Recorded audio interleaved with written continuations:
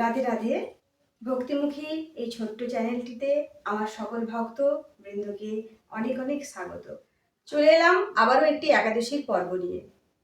23শে December শনিবার মোক্ষদা একাদশী, অঘ্রাণ মাসের শুক্লপক্ষের একাদশী মোক্ষদা একাদশী। এই ব্রত আমরা পালন করব। তো একাদশী ব্রত আমরা সবাই পালন করি। এখন একাদশী ব্রত ছোট বড় সবাই পালন করছি। আমরা সবাই ভগবানের সন্তান, তাই ভগবানের এইটুকু কাজ তো আমরা করতেই পারি। আর একাদশী ব্রত হচ্ছে শ্রেষ্ঠ ব্রত, মহারানী। একাদশী ব্রত হচ্ছে ব্রতের রানী, মহারানী একাদশী ব্রত। বছরে আমরা 24টি একাদশী পেয়ে যাচ্ছি, যেটা অধিক মাস সেখানে আমরা 2টি একাদশী এক্সট্রা পাচ্ছি, টোটাল হচ্ছে 26টি একাদশী। তো আমরা বছরে 24টি একাদশী পালন করি। সেই 24টি একাদশী আমি কি কি পরে বলবো। আজকের পর্বে আমি যে একাদশীর কথা বলবো সেটা হচ্ছে মোক্ষদা একাদশী। একাদশী নিয়ে আপনারা যে দুশ্চিন্তায় থাকেন, সেখানে কেউ কেউ ভাবেন 22শে ডিসেম্বর করব, না 23শে ডিসেম্বর করব, না 24শে ডিসেম্বর করব। তো আমি আমার গুরু পরম্পরা, বংশ পরম্পরায় যেভাবে সবাই আমাদের বংশে মেনে আসছি, শাস্ত্র বিধি অনুযায়ী সঠিক নিয়ম বিধি আপনাদেরকে জানাবো। তো এই যে মোক্ষদা একাদশী, মোক্ষদা একাদশীতে আমরা আরও একটি বিধি পেয়ে যাচ্ছি, সেটা হচ্ছে গীতা জয়ন্তী। এই মোক্ষদা একাদশীর দিন ভগবান শ্রীকৃষ্ণ কুরুক্ষেত্রের রণাঙ্গনে সখা অর্জুনকে গীতার উপদেশ প্রদান করেছিলেন। তাই আমরা ওই একাদশীর দিন গীতা জয়ন্তী পালন করব।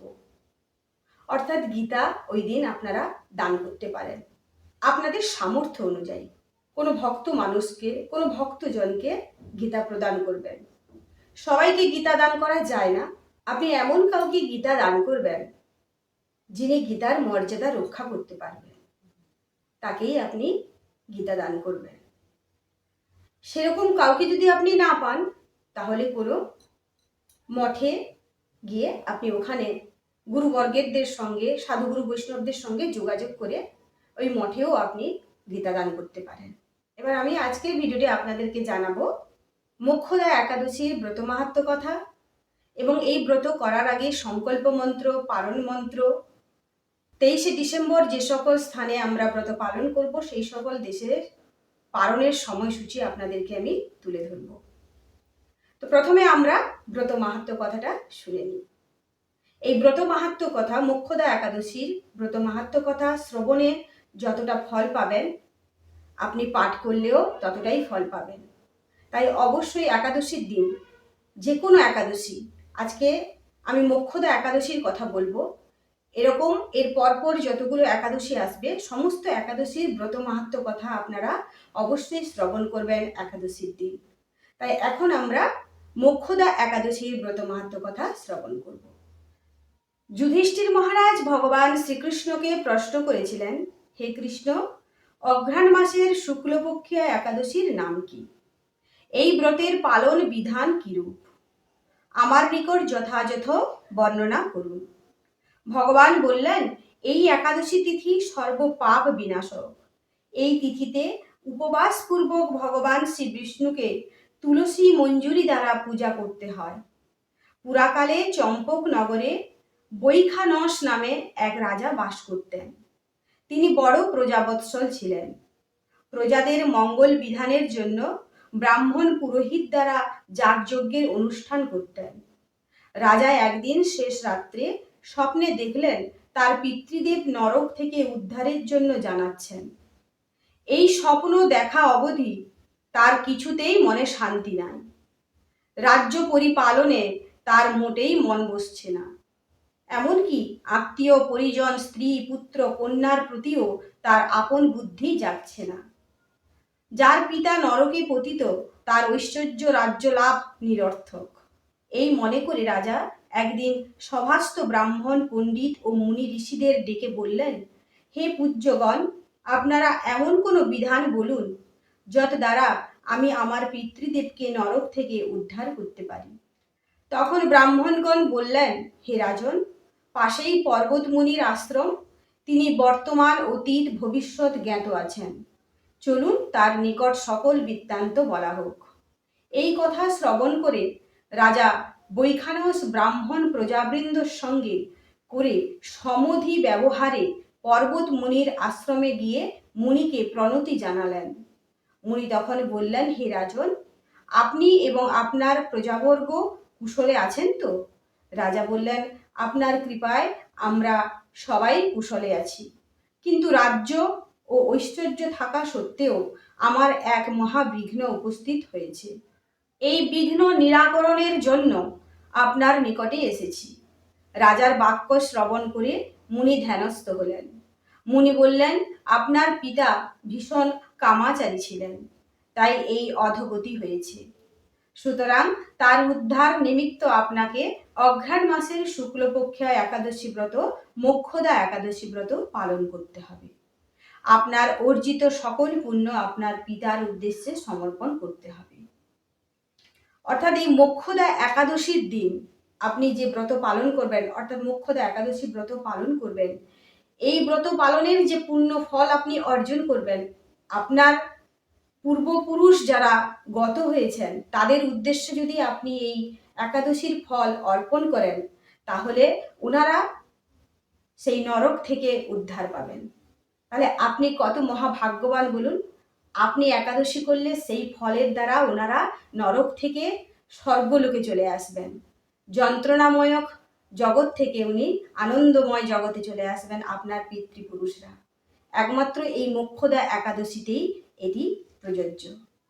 এই একাদশীর এই প্রধান ফল হচ্ছে আপনি পিতৃপুরুষদের উদ্ধার করতে পারবেন। সব একাদশীতে বিভিন্ন বিভিন্ন ফল থাকে, তো এই মোক্ষদা একাদশীতে কিন্তু এটি একটি দারুণ সুযোগ যে আপনি এই একাদশীর ফল আপনার পূর্বপুরুষদের অর্পণ করতে পারেন বা দান করতে পারেন। সেই সকল পুণ্যের ফলে আপনার পিতা নরক হতে উদ্ধার পাবেন। মুনিবরের আদেশ ও নির্দেশ পেয়ে রাজা তার রাজ্যে ফিরে এসে যথাবিহিত একাদশী ব্রত আচরণ করেছিলেন। পিতা তখন পুত্রের পুণ্যের প্রভাবে নরক হইতে উদ্ধার প্রাপ্ত হয়ে ঊর্ধ্বলোকে গিয়ে পুত্রকে আশীর্বাদ করলেন। তাহলে আপনিও আপনার পূর্বপুরুষের দ্বারা আশীর্বাদ প্রাপ্ত হবেন। হে রাজন, এইরূপ নিষ্ঠার সঙ্গে এই একাদশী ব্রত পালন করলে তার সকল পাপ দূর হয়। এমনকি তার নিজজন যদি নরকে বাস করেও সেও সেই পুণ্যের প্রভাবে ভগবত ধাম গমন করবে।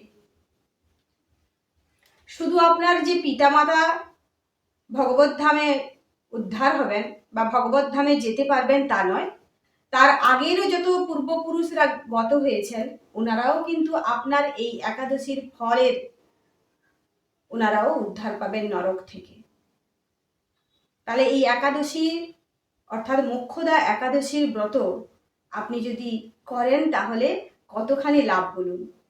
এই মোক্ষদা একাদশীর ব্রত মাহাত্ম্য কথা শ্রবণ করলে আপনারা বাজপেয় যজ্ঞের ফল পাবেন। বাজপেয় যজ্ঞ মানে খুব বড় যজ্ঞ। এই যজ্ঞ করতে গেলে অনেক অর্থের প্রয়োজন হয়, অনেক সাত্ত্বিক ব্রাহ্মণের প্রয়োজন হয়, অনেক ঘি কাঠ অনেক কিছু প্রয়োজন হয়।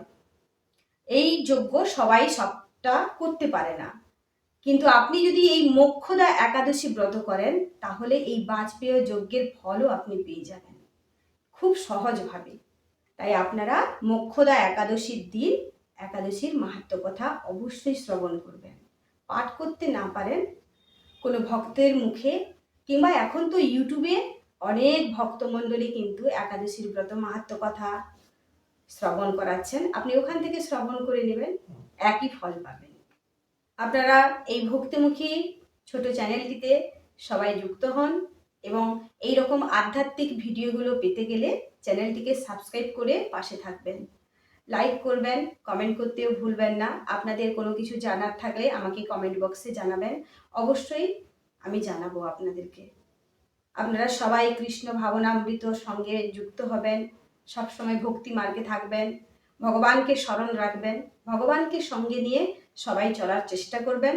তাতে আপনিও ভালো থাকবেন, আপনার সঙ্গে জড়িয়ে থাকা সমস্ত আপনজন তারাও ভালো থাকবে।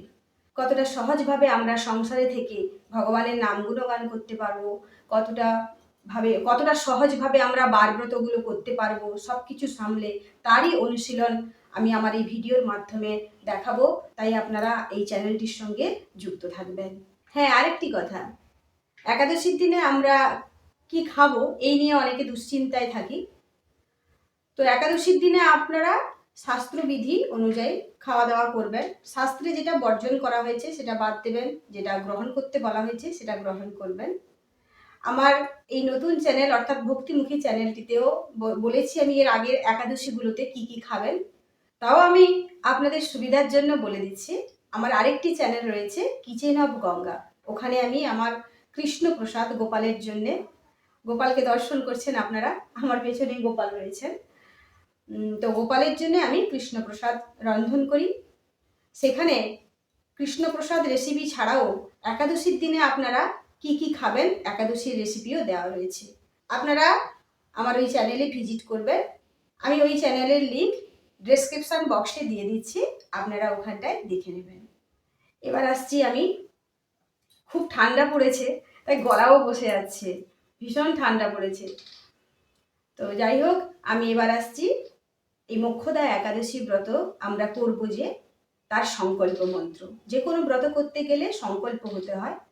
সেই সংকল্প আপনারা একাদশীর দিন সকালে ব্রহ্ম মুহূর্তে উঠেও করতে পারেন ভগবানের কাছে, কিংবা ব্রতের আগের দিন। আমরা 3টে দিন একাদশী ব্রত পালন করি। একাদশীর আগের দিন, দশমীর দিন, একাদশীর দিন, দ্বাদশীর দিন। 3টে দিন আমরা নিরামিষ আহার করব অবশ্যই। একাদশীর আগের দিন আপনারা অবশ্যই নিরামিষ আহার করবেন। এবার এই সংকল্প যে হবেন ভগবানের কাছে, তারপর একাদশী ব্রত যে শুরু করবেন, তাই সেই সংকল্প মন্ত্রটি আপনাদেরকে আমি জানিয়ে দিচ্ছি। একাদশম নিরাহার স্থিতা অহম অপরেহ হনি ভক্ষামি পুণ্ডরীকাক্ষ স্মরণম মে ভবাচ্যুত। এটা হচ্ছে সংকল্প মন্ত্র। প্রত্যেকটি একাদশীর এই একটি সংকল্প মন্ত্র। এই সংকল্প মন্ত্র করে আপনি প্রত্যেক একাদশীতে ভগবানের জন্য, ভগবানের সন্তুষ্টি বিধানের জন্য ব্রত রাখবেন। এবার আমরা একাদশীর দিন ব্রত করলাম, ব্রতের পরের দিন অর্থাৎ দ্বাদশীর দিন আমরা ব্রত ভঙ্গ করব, অর্থাৎ পারণ করব। সেই পারণের মন্ত্রটি আপনাদেরকে বলে দিচ্ছি। অজ্ঞান তিমিরান্ধস্য ব্রতেনানেন কেশব প্রসীদ সমুখনাথ জ্ঞান দৃষ্টি প্রদো ভব। এটি হচ্ছে পারণ মন্ত্র। এটি 3বার ভগবানের সামনে বলে তারপর আপনি পঞ্চরবিশস্য ভগবানকে দ্বাদশীর দিন নিবেদন করে সেই প্রসাদ পাবেন। যদি এটা দিতে সময় না হয়, পারণের সময়সূচি অনেক সময় অনেকটা সীমিত থাকে, কম সময়ের মধ্যে পারণ করতে হয়, তখন আপনারা জগন্নাথ দেবের মহাপ্রসাদ বাড়িতে রাখবেন, সেই প্রসাদ গ্রহণ করে নেবেন। ওই পারণের সময়সূচিটা নির্দিষ্ট সময়ে পারণটা করবেন। একাদশী যেমন মাহাত্ম্যপূর্ণ, তার পারণটা আরো অধিক মাহাত্ম্যপূর্ণ। তাই পারণটা নির্দিষ্ট সময়ের মধ্যে করে নেবেন। ভগবানের সেবা পরে করবেন, আগে আপনি পারণ করে নেবেন। তো এই যে আমি পারণের কথা বললাম, এই পারণ আপনারা যে যেখানেই রয়েছেন, অর্থাৎ আমরা যে 23শে ডিসেম্বর শনিবার একাদশী ব্রত করব, তার পরের দিন দ্বাদশীর দিন অর্থাৎ 24শে ডিসেম্বর যে পারণ করব, সেই পারণের সময়সূচি, যে সকল ভক্তবৃন্দ আমরা পারণ করব, সেই সকল জায়গার পারণের সময়সূচি আমি স্ক্রিনে দিয়ে দিচ্ছি, আপনারা দেখে নিন। এখান থেকে আপনারা নোট করেও নিতে পারেন বা স্ক্রিনশটও করে নিতে পারেন। যে যেখানে যে ভক্তবৃন্দ রয়েছেন, যে জায়গায় রয়েছেন, সেই জায়গায় পারণের সময় দেখে আপনারা ব্রত পালন করে নেবেন।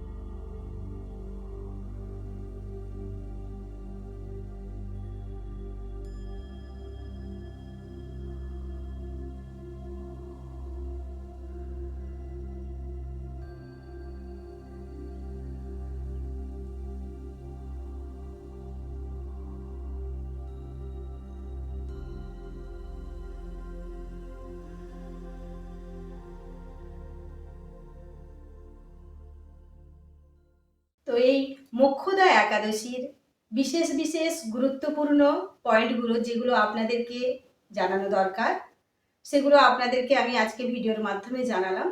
আশা করি আপনাদেরকে সঠিক জানাতে পেরেছি। আমি যতটুকু জানি, যেভাবে পালন করি, আপনাদেরকে সেইটুকুই তুলে ধরেছি। আপনারা মোক্ষদা একাদশী ব্রত পালন করবেন। যে যে পরিস্থিতিতে রয়েছেন সেখান থেকে চেষ্টা করবেন একাদশী ব্রত পালন করার। তাহলে ঝগড়াঝাটি অশান্তি সংসারে করে নয়, সংসারের সবাইকে মিলে যতটুকু পারেন, পুরো শাস্ত্রবিধি মেনে যে আপনাকে একাদশী ব্রত করতে হবে সেরকম কোনো কথা নেই শাস্ত্রে। আপনি যতটুকু পারেন একাদশী ব্রত করার চেষ্টা করবেন। চেষ্টা করলে মানুষ অনেক কিছুই পারে, তাই চেষ্টা করবেন। একটি বাঁশকে আপনারা কিন্তু একদিনে ধাপাতে পারবেন না, তাকে ধীরে ধীরে ধাপাতে হয়। সংসারেও ঠিক একই রকম। তাই আপনি সংসারে থেকে একটু একটু করে ধীরে ধীরে করে ভক্তিপথে এগোবেন। তাতে সংসারে শান্তিও বজায় থাকবে, আর আপনি ভগবানকেও শান্তিতে ডাকতে পারবেন। ভক্তিপথেও আপনার কোনো বাধা হবে না। সংসারে অনেক রকম পরিস্থিতি থাকে, সব রকম পরিস্থিতি নিয়ে ভগবানের সেবা পুজো করা সম্ভব হয় না। তাই আমি চাই কোনো অশান্তি না করে সংসারে সবাইকে আনন্দে নিয়ে একাদশী ব্রত পালন করবেন। তাহলে আজকের মতন বিদায় নিচ্ছি। আপনারা সবাই ভালো থাকবেন, সবাই সুস্থ থাকবেন, সবাই কৃষ্ণ ভাবনায় বিলীন হয়ে থাকবেন, ভগবানকে স্মরণ করবেন, ভগবানকে সঙ্গে রাখবেন, ভক্তিপথে থাকবেন। দেখা হচ্ছে আবার কোনো নতুন পর্বে। হরে কৃষ্ণ কৃষ্ণ কৃষ্ণ হরে হরে, হরে রাম রাম রাম হরে হরে। হরি বল।